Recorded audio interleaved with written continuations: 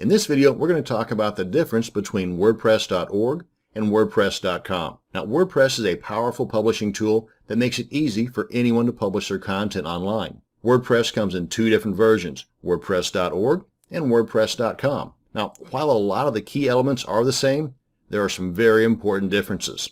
For example, WordPress.org is a self-hosted solution, meaning the full-featured, powerful software is completely free. You are, however, responsible for getting a domain name, a web host, which is basically a company that actually hosts the files for your website, otherwise known as your server, and you're also responsible for installing the software. Now, most hosts offer an easy-to-use, what's called a one-click install option for WordPress because it's a pretty popular tool. While you are responsible for hosting and maintaining the site when using the self-hosted option, you are 100% in control of your website and the content on your website. You can use custom themes, plugins, analytics, and best of all, monetize your content and generally customize the site as much as you'd like. Now, WordPress.com, however, is a commercial service targeted mainly towards bloggers. Using the WordPress system, you can create a free blog, which includes managed hosting and a yoursite.wordpress.com domain name. Now, there are several limits, though. You will not be able to upload custom themes or plugins. You will not have direct access to the files on the WordPress.com server, and advertisements are going to be displayed on your blog. You can, however, upgrade your account and